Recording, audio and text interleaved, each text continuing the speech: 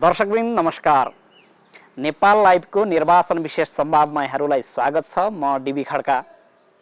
निर्वाचन विशेष संवाद गर्ने क्रममा आज हामी सुनसरी क्षेत्र नम्बर 1 धरानमा आइपुगेका छौँ। यहाँ हामी जनता समाजवादी पार्टीका नेता नेकपा एमालेको समर्थनमा उम्मेदवार बन्नु भएको छ अशोक कुमार राई, उहाँसँग संवाद गर्नेछौँ। उहाँसँग हामी अघिल्लो निर्वाचनमा पराजय बिहोर्नुका कारण यो निर्वाचनमा विजेता हुने उहाँका विविध पक्षहरू वा उहाँले गरिरहनु भएको निर्वाचन अभियानका विषयमा संवाद गर्नेछौँ। संवादमा यहाँलाई स्वागत छ। धन्यवाद। चुनाव लाग्यो, गाउँमा आइपुग्नु भएको छ। हजुर, कस्तो देख्नुहुन्छ चुनावी माहौल? अब 2074 सालमा पनि म यहाँबाट प्रतिनिधि सभाको लागि चुनाव लडेको हो। त्यहाँदेखि लगातार 5 वर्ष म यहीँको बासिन्दाको रूपमा म जनताको बिचमा खटेको छु र मैले हेर्दाखेरि 74 सालको माहौल भन्दा निश्चय नै गुणात्मक रूपमा अनुकूल र एउटा चाहिँ मेरो पक्षमा वा यो समीकरणको पक्षमा, यो तालमेलको पक्षमा चाहिँ नि जनमत बनेको देख्छु। तपाईँ एमालेको नेता, एमालेको पनि एमालेलाई त्यो लेभलको मजबुत बनाउन सक्रिय भूमिका खेलेको नेता। हजुर, आज धेरै वर्षपछि आफूले बनाएका कार्यकर्ता होलान्, आफूले बनाएका नेता होलान् एमालेका, तिनीहरूसँग सँगै चुनावी अभियानमा हिँडिरहँदाखेरि कस्तो महसुस हुँदैछ? म रोमाञ्चित छु र आफैले चिनेको चौतारा र आफैले रोपेको बरपिपलमा शीतल ताप्न आएको अनुभव भएको छ। तपाईँ अघिल्लो पल्ट पनि यही क्षेत्रबाट उठ्नुभयो, सफलता प्राप्त गर्नु भएन। यसपालि सफलता प्राप्त गर्नुका ठ्याक्कै मानकहरू, एक त एमाले यहाँ मजबुत छ, एमालेको समर्थन तपाईँले पाइराख्नु भएको छ, त्यो होला, त्यसबाहेक के देख्नुहुन्छ? पहिलो कुरा 74 सालको चुनावमा पनि मलाई जनताले दोस्रो स्थान दिनुभएको हो। हजुर, दोस्रो स्थानमा रहेर मैले चुनाव पछि निरन्तर जनताको सुख दुःखमा साथ दिएको छु। कोरोनाको लकडाउन कालमा खाद्यान्न अभाव भएका जनताहरूलाई सहयोग जुटाएर खाद्यान्न उपलब्ध गराउने, राहत दिने कामदेखि लिएर गएको वर्ष कार्तिकमा भएको ठुलो बाढीबाट क्षतिग्रस्त भएका परिवारहरूलाई खाद्यान्न र अन्य चाहिँ राहत सामग्रीहरू उपलब्ध गराउने कामहरूमा म संलग्न भएको छु। यो तल्लो भेगमा, रामधनी भेगमा खास गरिकन, अनि त्यसपछि बराहको दक्षिणी भेगमा अत्यन्त विपन्न परिवारहरू जो हिउँदोको बेलामा जाडोले कठ्याङ्ग्रिएर मर्ने सम्भावना, त्यस्तो खतरासम्म रहेका परिवारहरूको सर्वे गर्न लगाएर मैले न्यानो कपडाहरू उहाँहरूलाई पुर्याएको छु। यो सबै जनसहयोग जुटाएर मैले गरेको छु। त्यसपछि विकास निर्माणका कामहरू पनि रामधनीमा ढल निर्माणदेखि लिएर यता बराहमा चाहिने सडक निर्माण, सडकको स्तरोन्नति गर्ने कामदेखि लिएर यता सप्तकोशीको पूर्वी भङ्गालोमा यो झलुङ्गे पुल निर्माणदेखि लिएर यता चाहिँ अब किराँत धर्म सङ्घको चाहिँ सामूहिक चुल्हाघर निर्माणको कामदेखि लिएर किराँतेश्वर महादेवको चाहिँ मूर्ति बनाउने सन्दर्भमा योगदान दिनेदेखि लिएर सूर्यकुण्डका विद्यार्थीहरूको लागि चाहिँ आधुनिक चर्पीघर निर्माण गरिदिनेदेखि लिएर यता सर्दु विष्णुपादुका जाने सडक स्तरोन्नतिको लागि पहल कदमी गर्ने, यही म मेरो निवास भएको यो 17 नम्बर वार्डको इन्द्रेणी मार्गमा सडकको कालोपत्रे अथवा स्तरोन्नति गर्ने कार्यदेखि लिएर अनि 15 नम्बर वडाका 2वटा सडकहरूको स्तरोन्नतिको कार्य गर्नेदेखि लिएर यसकालका थुप्रै सरकारी गैर सरकारी चाहिँ विकास निर्माण र संरचना निर्माणका कामहरूलाई अगाडि बढाएको छु र निर्वाचन क्षेत्र विकास कोष हाम्रो प्रदेश सभासद राजा थापाजीको निर्वाचन क्षेत्र विकास कोष 1 वर्षको यही नै ल्याएर त्यसको लगानीबाट पनि थुप्रै भौतिक संरचनाहरू निर्माण भएका छन्। यही नजिकै 17 नम्बर वार्डको सर्दुखला छेउमा खैरेनी भन्ने ठाउँ छ। त्यहाँ खहरेले चाहिँ एकदमै बस्ती कटान गरिरहेको ठाउँमा बस्ती कटानलाई रोक्नको निम्ति कल्भर्ट निर्माण गर्ने र रिटर्निङ वालहरू बनाउने काम आदि जस्ता कामहरू एकातिर मैले गरेको छु भने अर्कोतिर मलाई यहाँ नेकपा एमालेको बलियो गढ पनि भयो, त्यसको समर्थन प्राप्त छ भने अरू राजनीतिक दलका साथीहरू नेताहरू कार्यकर्ताहरूको पनि प्रेम सद्भाव मलाई प्राप्त छ। जनतासँग जोडिएर बसेको हुनाले मलाई लाग्छ यसपटक परिणाम सकारात्मक हुनेछ। जनताले मलाई फेरि सेवा गर्ने अवसर दिनुहुनेछ। धरानको छवि गत स्थानीय निर्वाचनदेखि धरान र सुनसरी एकै समग्रमा बागी विद्रोही जस्तो देखिन्छ। यो छविले तपाईहरू जस्ता नेताहरूलाई फाइदा गर्ला वा हानि गर्ला, के आकलन गर्नुहुन्छ? अब लोकतन्त्र हो, लोकतन्त्रमा 5 वर्षमा चुनाव लड्न पाउने अवसरलाई सबैले सदुपयोग गर्न चाहन्छन्। त्यसकारण बागी विद्रोही हुनेहरूप्रति मलाई भन्नु केही छैन। त्यो उहाँहरूको अधिकार हो, स्वतन्त्रता हो। त्यो वैयक्तिक स्वतन्त्रतालाई प्रयोग गरेर उहाँहरू जनताको बिचमा जान सक्नुहुन्छ। तर जहाँसम्म पार्टी प्रणालीको कुरा छ, पार्टी अनुशासनको कुरा छ, त्यो हिसाबले हेर्दा चाहिँ अलिकति सायद त्यो दोषपूर्ण अवस्था हो। त्यो हिसाबले जाने हो भने पार्टी सिस्टम चल्न सक्दैन र हामीले लामो समयसम्म निर्दलीयताको विरुद्ध दलीय व्यवस्था ल्याउनका निम्ति लडेका हौँ। धेरै शहीदहरूले त्यसका निम्ति बलिदान गर्नुभएको छ, धेरै नेताहरू जेल बस्नु भएको छ। म स्वयं पनि 12 वर्ष भूमिगत बसेको छु अथवा वनवासी जीवन बिताएको छु निर्दलीयताका विरुद्ध यो दलीयता ल्याउनका निम्ति भने अहिले चाहिँ हामी दल छोड्दै अब दलभन्दा बाहेक गएर स्वतन्त्र र निर्दलीय ढङ्गले चाहिँ नि उठ्ने अनि जनताले चाहिँ निर्दलीय उम्मेदवारलाई चाहिँ भोट हाल्ने भनेको सकारात्मक चाहिँ पक्ष होइन, सकारात्मक दृष्टिकोण होइन, सकारात्मक परिघटना होइन।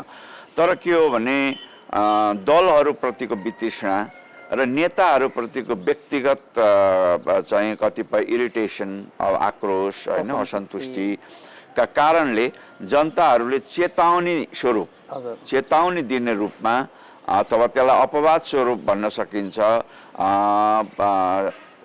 यो स्वतन्त्र उम्मेदवारहरूलाई पनि चाहिँ के भन्दाखेरि मत दिएर विजयी बनाएको अवस्था देखिन्छ।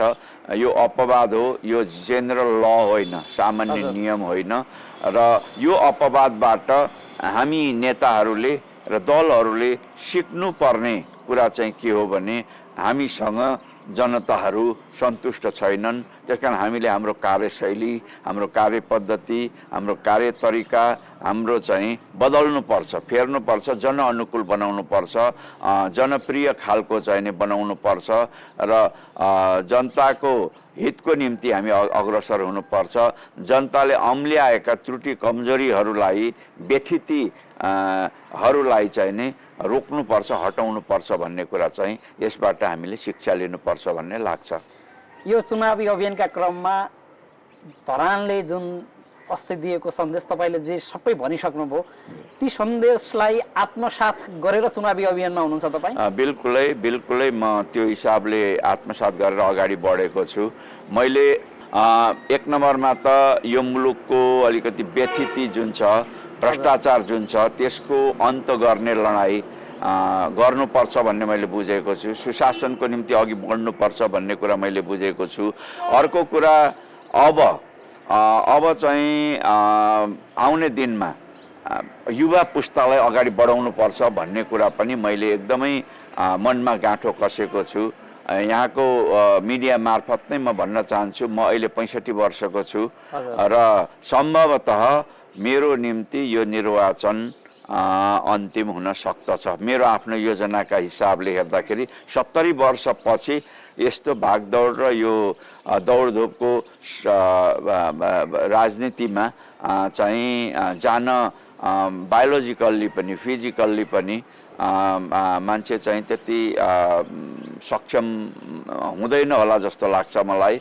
अब कोही 70 वर्षपछि पनि दौडन सक्नुहुन्छ, अगाडि बढ्न सक्नुहुन्छ भने त्यो अपवाद होला, त्यो व्यक्तिगत कुरा पनि होला।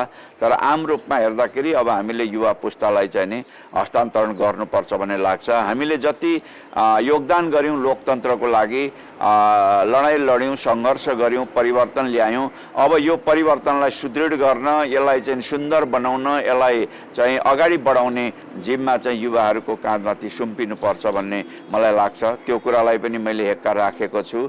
र यो 5 वर्ष यदि मैले यो निर्वाचन क्षेत्रका जनताहरूको सेवा गर्ने मौका पाएँ भने यो 5 वर्षमा केही स्मरणीय कामहरू गरेर चाहिँ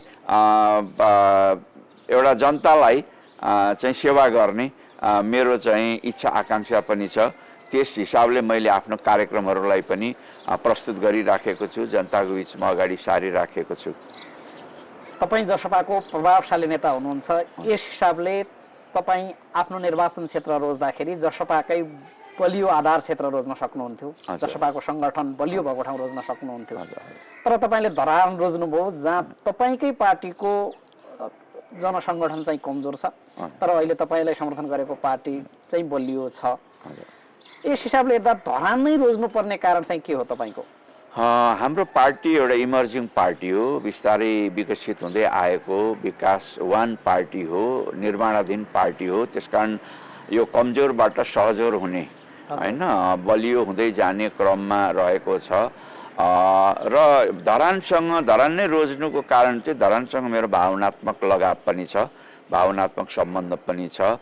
यहाँ मैले शिक्षा आर्जन गरेको हुँ, ज्ञान आर्जन गरेको हुँ। हात्तीसार क्याम्पसबाट मैले 12 क्लास सकेको हुँ, अथवा त्यतिखेर हामी आइएससी भन्थ्यौँ। यो एप्लाइड साइन्स एन्ड टेक्नोलोजी इन्स्टिच्युटबाट मैले चाहिँ नि ल्याबोरेटरी टेक्नोलोजीमा प्रोफिसियन्सी लेभल पुरा गरेको हुँ। त्यसपछि भूमिगत कालमा निर्दलीयताको विरुद्धमा जुझ्दाखेरि 12 वर्ष वनवास जाने क्रममा पनि यो धरानमा मैले चाहिँ नि आफ्नो चाहिँ लामो जीवन चाहिँ व्यतीत गरेको छु। सक्रिय जीवन, राजनीतिक हिसाबले सङ्गठन गरेको छु मैले यहाँ। र एउटा कुरा यहाँको मिडिया मार्फत सार्वजनिक गर्न चाहन्छु, त्यो के हो भने मैले 12 वर्षको गुप्तवास परित्याग गरेको घोषणा वा सार्वजनिकीकरण गरेको ठाउँ पनि धरान हो। 47 सालमा पहिलो पटक धरान पब्लिक हाई स्कुलको प्राङ्गणमा भएको आमसभामा आदरणीय चाहिँ तिलविक्रम नेम्बाङज्यू, बैरागी काइलाज्यू, म र टङ्क कार्की एकसाथ सभामा उपस्थित भएका थियौँ। हजारौँ जनताहरूको उपस्थिति थियो र मलाई गुप्तवास बसिरहँदाखेरिमा नीलकण्ठ भनेर चिन्ने, अमर भनेर चिन्ने, अनि त्यस्तै रोशन भनेर चिन्ने, शेरधन भनेर चिन्ने, हर्कराज भनेर चिन्ने, निवास भनेर चिन्ने, अनेक नाममा चिन्ने साथीहरू आश्चर्यचकित हुनुभएको थियो। मेरो सक्कली नाम चाहिँ अशोक कुमार राई हो भन्ने कुरा थाहा पाएर। त्यो हिसाबले मैले गुप्तवास तोडेको ठाउँ पनि यो धरान हो र धरानका धेरै साथीहरूसँग मेरो चिनजान छ र अन्ततः भावनात्मक लगावकै कुरा भनौँ, म धरानको अहिले म बासिन्दा पनि भएको छु र मैले धरानमा नै मेरो बुढेसकालको घाम ताप्ने ठाउँ चाहिँ बनाउँछु भनेर घोषणा पनि गरेको छु। र अघि नै मैले भने यो ठाउँमा खास गरी कोशी अञ्चल र धरानमा बरपिपल रोप्ने काम पनि मैले नै गरेको हो। भनेको एमाले निर्माणको काम पनि माले निर्माणको कामदेखि मैले गरेको हुँ र यो आफूले चिनेको चौतारामा आफूले रोपेको बरपिपलको शीतल ताप्ने अवसर मलाई प्राप्त भएको छ। त्यसकारण यहाँ मैले चाहिँ नि यतिकै चाहिँ जित्नको लागि मात्रै भनेर म आएको छुइनँ, केही गर्न सक्छु भन्ने सोचका साथमा आएको छु र यहाँका जनता, यहाँका नेकपा एमालेका नेता कार्यकर्ताहरूको सद्भाव, प्रेम, माया, स्नेह, सहयोग प्राप्त गर्न मलाई सहज हुन्छ भन्ने पनि एउटा कुरा हो। त्यसो भएर र 74 सालमा चाहिँ नै निर्वाचनमा मलाई जनताले दोस्रो स्थानमा राखेको हुनाले दोस्रो स्थानमा रहने उम्मेदवारको लागि फेरि प्रतिस्पर्धा गर्ने एउटा अवसर हुन्छ। त्यो अवसर चाहिँ नै लेजिटिमेट हुन्छ, त्यो चाहिँ नै वैध हुन्छ। त्यो वैधता मलाई जनताले प्रदान गर्नुभएको छ भनेर पनि म यहाँ आएको हुँ। जब नेकपा एमाले र जनता समाजवादी पार्टीको कुरा गर्दाखेरि एक हप्ता अघिसम्म तपाईँहरू दुई धार हुनुहुन्थ्यो। हजुर। एक हप्तापछि तपाईँले सँगै चुनाव लड्ने घोषणा गर्नुभयो। जनताका लागि यो अलिअलि आश्चर्यचकित हुने घटना थियो। अलिअलि चाहिँ शङ्का पनि सृजना गर्ने, नेताहरूले आफू जित्नका लागि चाहिँ जस्तो सुकै विचारमा फरक परे पनि केही फरक पर्दो रहेनछ, एक ठाउँ उभिन सक्दा रहेछन् आफू जित्नका लागि भन्ने खालको प्रश्न पनि सँगसँगै उठिरहेको छ। यसलाई चाहिँ एमाले र जसपाका तर्फबाट कसरी जस्टिफाई गर्नुहुन्छ? पहिलो कुरा त निर्वाचनमा कुनै पनि पार्टीले संसदमा आफ्नो बलियो उपस्थिति जनाउनको लागि जित्ने हिसाबले तालमेल गर्छ नै, यो एउटा यथार्थ हो। दोस्रो कुरा, नेपालको चुनाव प्रणालीमा सिंगल पार्टी मेजोरिटी आउने अवस्था चाहिँ नै अपवाद मात्रै हुन सक्दछ। त्यो नियमित चाहिँ नै हुन सक्दैन, अथवा नियम सङ्गत अथवा जेनरल ल सामान्य नियमको विषय हुन सक्दैन। यस्तो स्थितिमा दलहरूले तालमेल गर्नुपर्ने आवश्यकता चाहिँ अनिवार्य नै बन्छ। सिंगल पार्टी मेजोरिटी ल्याउने इन्डियाका पार्टीहरूलाई पनि हामी देख्छौँ। अब दिल्लीमा आप पार्टीले चाहिँ नि कांग्रेस र बीजेपीलाई पछारेर सरकार बनाएको छ। अहिले चाहिँ नि भर्खरै गुजरातमा चाहिँ चुनावको तयारी भइराखेको छ। त्यहाँ कांग्रेस र चाहिँ नि आप पार्टी मिलेर त्यहाँ बीजेपीलाई चाहिँ नि चुनौती दिइरहेका छन्, आछुआछु खेलाइरहेका छन्। यो एउटा चुनावी नियमको कुरा हो। अर्को कुरा चाहिँ नि वास्तवमा नेकपा एमालेसँग हाम्रो यो अहिले मात्रै र आकस्मिक ढङ्गले भएको चाहिँ सहकार्य होइन। हामी 2074 सालको सरकार बनाउँदाखेरि पनि हामी सँगै थियौँ, हाम्रो सहकार्य भएको थियो र केही राम्रा कामहरू पनि अवश्य नै भएका थिए। पछिल्लो बेलामा हामी दुई धार भएको घटना चाहिँ के हो भने प्रधानमन्त्रीज्यूले संसद विघटन गर्नुभयो। कार्यकालभन्दा अगाडि नै संविधानभन्दा बाहिर गएर विघटन गर्नुभयो भन्ने हाम्रो मान्यता रहेको हुनाले हामी सडकमा गयौँ र पछि त्यसलाई चाहिँ नि सुप्रिम कोर्टले सर्वोच्च अदालतको फैसलाले टुङ्गो लगाइदियो। फेरि दोस्रो पटक गर्नुभयो, त्यसलाई पनि टुङ्गो लगाइदियो र टुङ्गो लगाइसकेपछि मलाई लाग्छ प्रधानमन्त्रीज्यूले अलिकति संविधानसँग ढङ्गले काम गर्नु भएन छ भन्ने कुरा उहाँले स्वयं पनि महसुस गर्नुभएको होला, एमालेका नेता साथीहरूले पनि महसुस गर्नुभएको होला भन्ने मलाई लाग्छ। त यो घटनाक्रमको कटाक्ष भइसकेको छ र नयाँ स्टेजमा हामी आइसकेका छौँ। त नयाँ स्टेज के हो भने त्यो संसदले आफ्नो कार्यकाल पुरा गरि नै सक्यो र हामी नयाँ संसद ल्याउनको निम्ति निर्वाचनमा छौँ र एकचोटि कुनै गलत कदमको विरोध गरियो भनेर सधैँभरि त्यो चाहिँ वैरभाव पाल्नुपर्ने वा राख्नुपर्ने अवस्था चाहिँ डेमोक्रेसीमा हुनु हुँदैन। र नेपालको चाहिँ राजनीतिमा सहकार्य र तालमेल र गठबन्धनको चाहिँ एउटा परम्परा नै बसेको छ। 46 सालको जनआन्दोलनमा पनि हामीले गठबन्धनै गरेका थियौँ।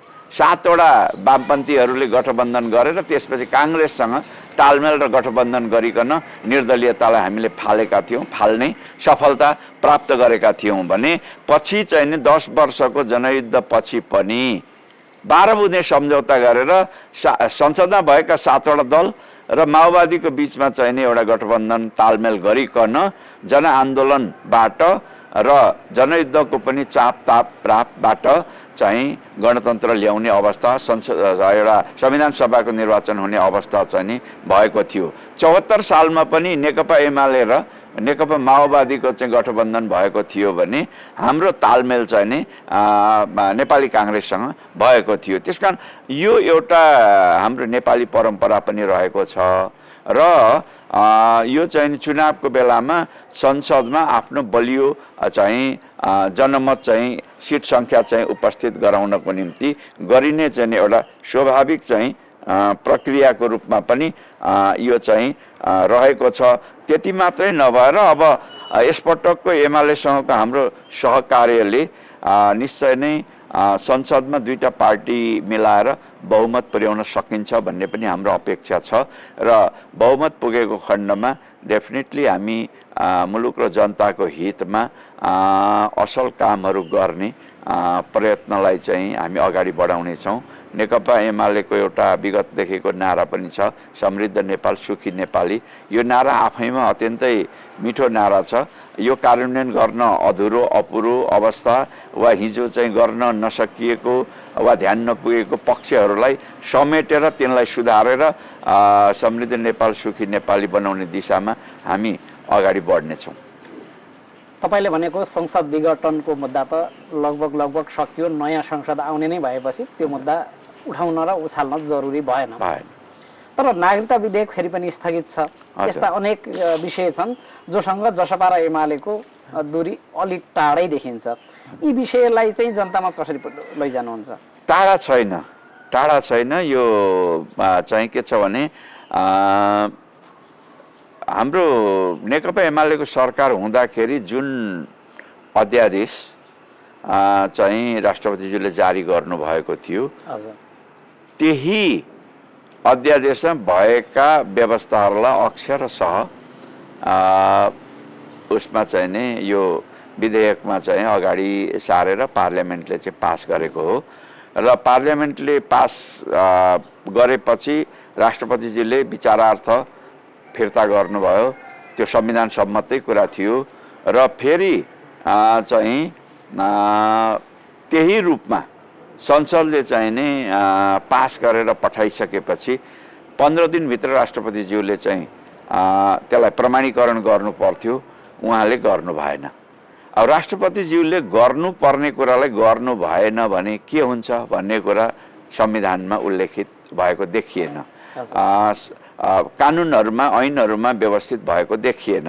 त्यसकारण यो चाहिँ नि अब संविधानको व्याख्याको प्रश्नसँग जोडिन जान्छ मेरो विचारमा। त्यसकारण सर्वोच्च अदालतको चाहिँ नि संवैधानिक बेन्चले अब यो परिस्थितिको चाहिँ निकास दिनुपर्छ, व्याख्या गर्नुपर्छ।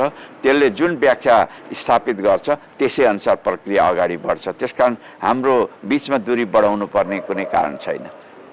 हस्, यहाँलाई धेरै धेरै धन्यवाद। हस्, यहाँलाई पनि धेरै धेरै धन्यवाद। दर्शकवृन्द, यहाँहरूलाई पनि धेरै धेरै धन्यवाद। आगामी दिनमा पनि यस्तै संवादका साथ उपस्थित हुनेछौँ। आजलाई बिदा दिनुहोस्। नमस्कार।